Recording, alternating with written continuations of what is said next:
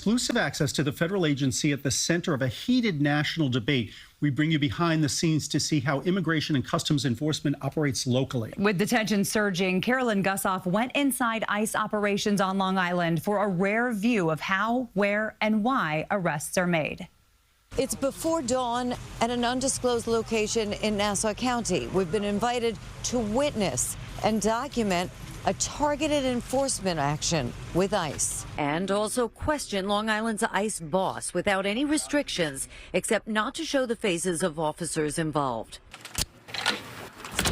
The targets on this morning, 3 undocumented men living in Hempstead accused of violent crimes. Agents are briefed on each case before moving in. Here's a photo. Intel gathered from days of surveillance is shared. So he actually attacked somebody that was rendering aid to him. Assistant Field Office Director Brian Flanagan says their first target stabbed a nurse, yet walked free after his court appearance. The person is able to go back out onto the street, gives them another opportunity to victimize the community. Flanagan says that means more time, more resources, and more risk. Someone to get ahead of him, he's not stopped. For now, he's still on the lease. Agents trailed the wrong man from the house, so they let him go. We are out every day, 7 days a week. Detaining more than 65,000 people nationwide this year, nearly twice as many as last year. This should be our guy. Next, an undocumented man who pled guilty to assault with a box cutter. Once he gets in that vehicle and closes that door and starts it,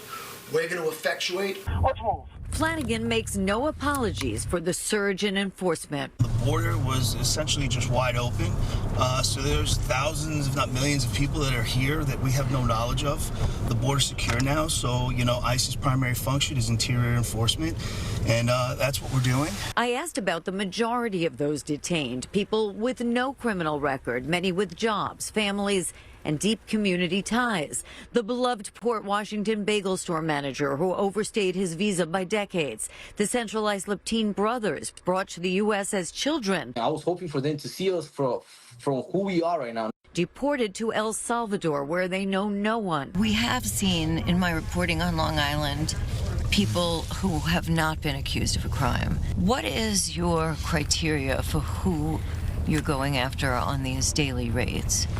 Well, anybody that's going to violate our nation's immigration laws and pose a threat to public safety and national security is going to be on our radar. Illegally entering the United States is a crime in itself. You just can't, illegally or unlawfully enter the United States and think you can just stay here. There's a process for everybody. You can apply for asylum, you can apply for benefits. If you come here on a visa and you overstay your visa, that's illegal. Do you guys have any discretion about it? Does humanity come into the decision? Personal hardship. If they fled violence, gangs. We look at all that. If somebody has, a humanitarian need or a medical issue, they're the sole caretaker or provider for somebody, those are all things that we look at. And we look at, the mitigating as to the aggravating. Police! The third target doesn't open the door. ICE agents will be back. What happens next to those arrested? We're told within hours their information is entered into an ICE registry. They are allowed to make phone calls, and within days, they'll appear before an immigration judge. No one's being kidnapped. Anybody can go on there, put in their alien number, and see where they're at. You can see where they're being transported to and where they are in real time. They're going to be put before an immigration judge. They're trying to detain as many people as possible, specifically so they will just self-deport. Ala Amwachi represents the teen brothers who have been waiting since March for a decision on their deportation. And another Long Islander, the mother of 5 disabled children, who's now going on 6 months in ICE detention in Houston. Always inadequate food. They don't get changes of clothes on a regular basis.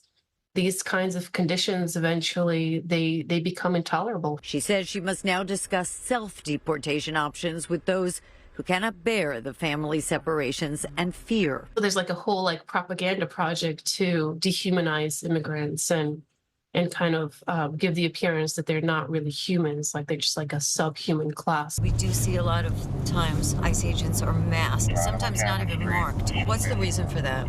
Well, unfortunately, a lot of our agents are being doxxed.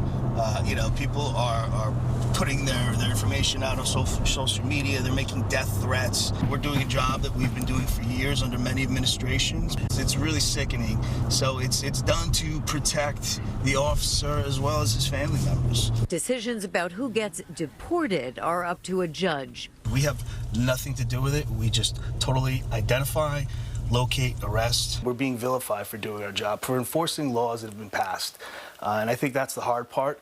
And I think we take a lot of pride in ensuring that we keep the community safe. They'll be back at it tomorrow, enforcement and removal around the clock. On Long Island, Carolyn Gusoff, CBS News, New York. Despite multiple requests, ICE said it could not at this time provide specific numbers on how many people the agency has arrested and detained this year on Long Island.